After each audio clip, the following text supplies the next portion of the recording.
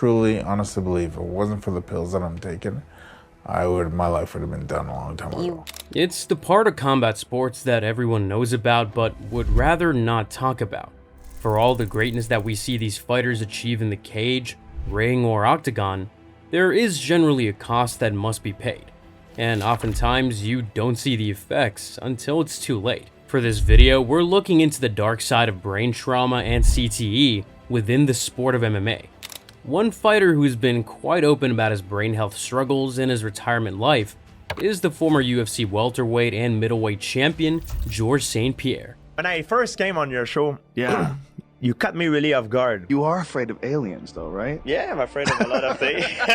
George St-Pierre stuff with UFOs. I think it's head trauma. Yeah? I can't say something happened to me. I have no proof. I just don't know. I'm gonna tell you something, and I'm gonna be honest about it. Sometimes I look at the clock right after, and it's like the clock advanced like 4 hours. There's a time zone that I don't remember what happened. It's called falling asleep. I hope so. What do you think? You think you're getting snatched up and No. taken away for a couple hours? Drove my car on a normal day, like going somewhere. Then I look, and it's 2 hours past. And 2 hours I just passed. Like this. The way he was describing things is very similar to the way people describe things when they've experienced excessive head trauma. So he's experienced a lot of head trauma. One of the symptoms of head trauma is memory loss issues. These aren't hard sparring days. No, it could happen every day. How long has this been going on? Since I'm a kid. GSP has enough self-awareness to understand that he's probably suffering from some form of CTE. But even still, when you hear him speak about time skips and encounters with aliens, it's hard not to think that he is now paying the price for the hard work he put in during his career. And he wasn't even a fighter who went out there looking to engage in vicious wars. But all those days in the training room add up. Few fighters in the modern sport openly invite chaos as much as the lightweight living legend Justin Gaethje. Are you ever worried about the long-term effects of taking repetitive punches to the head? You spoke on a little bit. So the Poirier and the Alvarez fight were really hard. Mentally, physically taxing fights. The Chandler fight, not so much. The Khabib fight, I got choked out. There's no TBIs like getting choked out. Most of the damage is going to come from practice, getting your body prepared for this kind of warfare. You have to put yourself through it, or else you won't be ready. You can't take the shots. Oh no, I don't worry about that. I don't want to live forever, anyways. We're not trying to be callous when we say this, but there are not many fighters of this era who have willingly thrown themselves into the fire as much as Justin Gaethje. In fact, part of his appeal as a mixed martial arts is exciting. In fact, every single one, barring perhaps the Khabib fight, has been either a brutal knockout or a back and forth war. Gaethje knows exactly what he's signing up for, and all we can hope for is that he doesn't end up paying the price for it down the line. Max Holloway is a guy who seems to have grown wiser as the years have gone on about the importance of having good brain health. Take care of your guys' brain. Try and find brain health. Learn about brain health and do the right things. You only get one brain, guys. You only get one brain, and once that thing starts deteriorating, it's not like anything else where you can grow it back. So be smart. Go see specialists. Go see doctors. Go do research on your own brain health and take care of yourself, because at the end of the day, that's what it is. You want to be able. I don't want to be a vegetable when I grow older, especially with all these. Everybody keep talking to me about how much times you got hit and blah blah. Brother, I take brain health so serious. People would never know. After my career, maybe I'll talk about it and all this stuff that we've been doing. But take care of you guys' brains. Do you guys' homework. Get on it and be smart. Perhaps, like many of these warriors, starting a fighter has changed his perspective on things. But for as much as Max's fighting style gives him the highest output offensively of any fighter in UFC history, there are also drawbacks. Holloway is also one of the most hit fighters to ever lace up gloves. And while sure his chin held up remarkably well over the past decade plus, we finally saw it get cracked by Ilia Topuria. And like any great jaw, once it goes for the first time, it gets a little easier to tag him from there onwards. This next one is a real tough watch. The former UFC fighter Nam Phan has experienced the type of deterioration that you can quite literally see, or in this case, hear. Hey, how's it going? This is me, Nam Phan. Just getting done with my morning run. Now I'm getting ready to train at my school at the Madu Academy. Yeah, how you doing? Lead 10 miles this morning. Woke up late. I did run 5 miles. It doesn't sound good. First round, I wrestled some wrestler guy who's good, who's tough. Kept the pressure on him. Eventually, I got to take down and stuff like that. I got 4-2. Took us back. My family and my close friends care about me. They want to see me get hurt. Man, I was thinking, Asian brother can't get no love, man. Hey, how you doing? It's about a few days. It's Tuesday. It's about a few days after my fight. I promoted that fight. I talked to get Dacker after the fight. She's a pretty cool guy. Nam Phan is unfortunately one of the prime examples of CTE at work. He fought 38 times in pro MMA, including a solid stint in the UFC. And while he did only get KO'd 4 times in that period, he also competed as a boxer, where he ended his career on a string of 8 losses and 1 draw in 9 fights. All those years of training and sustaining punishment really started to become noticeable. And though he still operates as a coach and is regarded as one of the good guys in the sport, the deterioration of his speech is beyond any doubt at this point.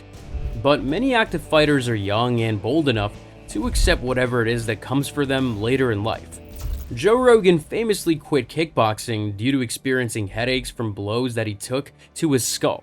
The thing that people don't understand about head injuries is that, like CTE in particular, you don't have to get knocked unconscious to get it. Right. It's repeated small blows can give you CTE. In fact, there's some soccer players that get CTE. Trauma to the head is what causes soccer players to get CTE. Yeah. Now, soccer players are getting CTE from a soccer ball. I've bounced a soccer ball. I played soccer when I was a kid. That doesn't hurt, but that thump, that's giving you CTE. People who ride jet skis get CTE. Wow. Do you know that? Like doing Taekwondo, I definitely got hit in the head, for sure. But I didn't get hit in the head as much. Because it's hard to kick people in the head. You definitely get hit. I mean, I don't know how many times. I definitely got hit. But I never got knocked out from a head kick. But I got knocked out from punches before. Wow. Or at least TKO'd. I got TKO'd. But when a punch hits your face, it's like your legs go, everything like shuts off. Like if you get rocked and you see like a person go down, it's not that they go down like, oh, there's so much pain, I have to go down. No, you get hit and everything shuts off. It just goes, and then you feel your legs like rubber. You're trying to stand back up. Rogan has been around the sport long enough to have seen the rise and fall of many great talents. But for as much as Father Time is undefeated in a competitive sense, Rogan also keeps in touch with a lot of fighters after they hang up their gloves for good. And some of the stories he has heard are truly rough. Remember, if you're enjoying this content, be sure to get involved by liking the video and leaving a comment. Seeing the former fan favorite Spencer Fisher these days is a truly harrowing sight, and he is unfortunately paying a dear price for the way he made his career. How did your career come to an end? I ended up getting go for a physical, and they found lesions in my brain, and which led to further studies, and I found that I have dementia. What's your day-to-day life like? I forget where I'm going, depression, dizzy spells, calling people different names, not knowing their actual name. My kids, I've had instances in the past that I couldn't think of their name on the spot, and just my balance is shot. I have a hard time remembering what I did yesterday, and last week's a complete blur. My long-term memory is okay, but my short-term memory is gone. Spencer was an electric member of the UFC roster for the 17 fights he spent under the promotion's banner. But when he pulled out of his final ever fight with Yves Edwards due to some worrying results in his brain scan, it effectively ended his career. And from there, he has had issues with depression, balance, forgetfulness, and a myriad of other problems. Dana White and the UFC paid him a monthly allowance up until the WME IMG takeover in 2017. But when the UFC president was asked about Fisher after that deal, he basically said that Fisher knew the risks of a career in fighting. Fans like to joke about Tito Ortiz and his verbal screw-ups on the mic, But it's important to remember that he wasn't always like this. As you guys get older, is it harder to get your bodies into the shape that's required to go at each other? Not with me. I mean, I've only been off for a year and a half. I'm only 43 years old. I'm an old mature. I mean, I matured old. I mean, very fast, but at the same time, my body hasn't matured great, just because of my father's really old.